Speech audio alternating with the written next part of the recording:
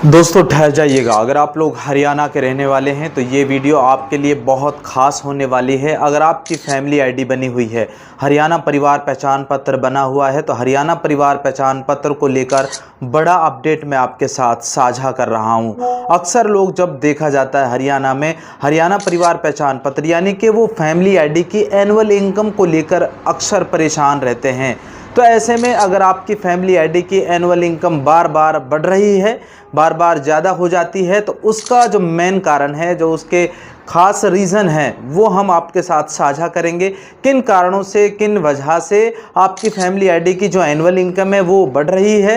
तो दोस्तों उससे पहले अगर आप लोग दानिश टेक्निकल पर पहली बार विजिट कर रहे हैं या पहली बार आप लोग देख रहे हैं तो इस चैनल को आप लोग सब्सक्राइब कर लीजिएगा, क्योंकि दानिश टेक्निकल पर हरियाणा सरकार की छोटी बड़ी स्कीम, छोटी बड़ी योजनाओं की जानकारी हम आप लोगों को देते रहते हैं। तो फाइनली दोस्तों ये आप लोग देख रहे हैं पेपर मेरे हाथ में, इसमें मैंने 4 से 6 बड़े रीज़न जिनसे जो है हरियाणा परिवार पहचान पत्र के अंदर आपकी जो एनुअल इनकम है, जो सालाना आय है वो बढ़ती है, उन कारणों को आपके साथ साझा करूंगा। शायद इन 6 कारणों के बारे में आपको पता होगा, लेकिन एक कारण वीडियो के लास्ट में आपको ऐसा बता के जाऊंगा जिसकी वजह से आपकी फैमिली आईडी की एनुअल इनकम बढ़ जाती है।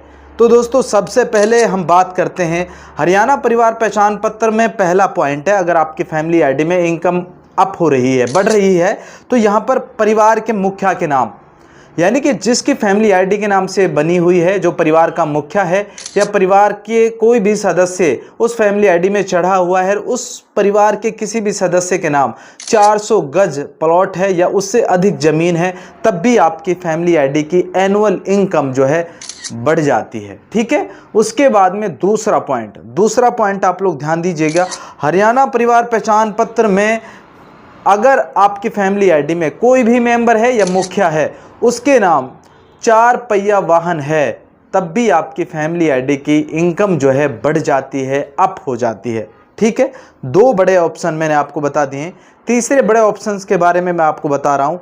यहाँ पर हम लोग जब मंडी में अपनी फसल बेचते हैं और वो फसल बेचने से अगर 3 लाख से ज़्यादा की फसल हम लोग बेच रहे हैं, तो वो भी आपकी फैमिली आईडी की एनुअल इनकम में जो है काउंट होती है। उसकी वजह से भी आपकी फैमिली आईडी की एनुअल इनकम जो है बढ़ पा रही है।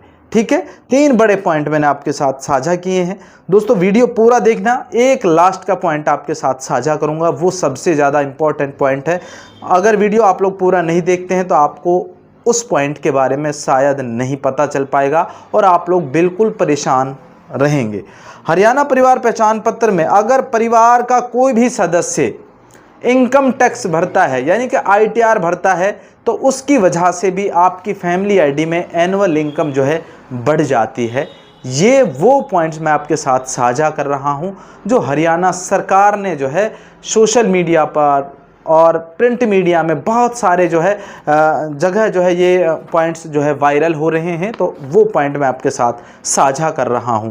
उसके बाद में दोस्तों 5वां पॉइंट जो है, यहाँ पर अगर हम बात करें परिवार द्वारा, यानी कि अगर किसी परिवार का BPL राशन कार्ड बना हुआ है, गुलाबी राशन कार्ड बना हुआ है और गलती से वो राशन नहीं लेता है, यानी कि फिंगर से मशीन से राशन नहीं निकलवाता है, तो उसकी वजह से भी आपकी फैमिली आईडी की जो एनुअल इनकम है वो बढ़ जाती है। ठीक है। अगर आपका BPL राशन कार्ड बना हुआ है और आप लोगों को ज़रूरत नहीं है राशन की, तो उस कार्ड को किसी गरीब परिवार के लिए दे दीजिए, उसका भला हो जाएगा और आपका BPL राशन कार्ड नहीं कटेगा और आपकी एनुअल इनकम भी नहीं बढ़ेगी। ठीक है। 6ठा पॉइंट, मस्ट इम्पॉर्टेंट पॉइंट, अक्सर दोस्तों आप लोग हरियाणा के किसी भी ज़िले के रहने वाले हों, हरियाणा में सभी के घरों में बिजली मीटर लगे होते हैं। अगर आपका बिजली का बिल ज़्यादा आता है, बिजली का बिल ज़्यादा आता है, उससे भी आपकी फैमिली आईडी की एनुअल इनकम बढ़ जाती है।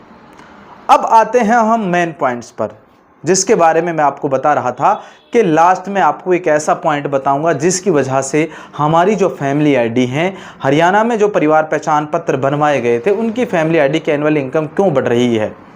यहाँ पर अगर हम बात करें, जो सेक्टर कमेटी और लोकल कमेटी जो फैमिली आईडी की एनुअल इनकम को वेरिफिकेशन करते हैं, वेरीफाइड करते हैं, वो लोग जो है घर घर नहीं जाते। सबसे मेन पॉइंट, अगर आप लोग मेरी बात से सहमत हैं तो इस वीडियो को आप लोग ज़्यादा से ज़्यादा शेयर कर देना। सरकार तक ये वीडियो जाना चाहिए ताकि हरियाणा परिवार पहचान पत्र की एनुअल इनकम का जो काम है वो रीवेरीफाइड किया जाए, फिर से इसकी वेरिफिकेशन की जाए।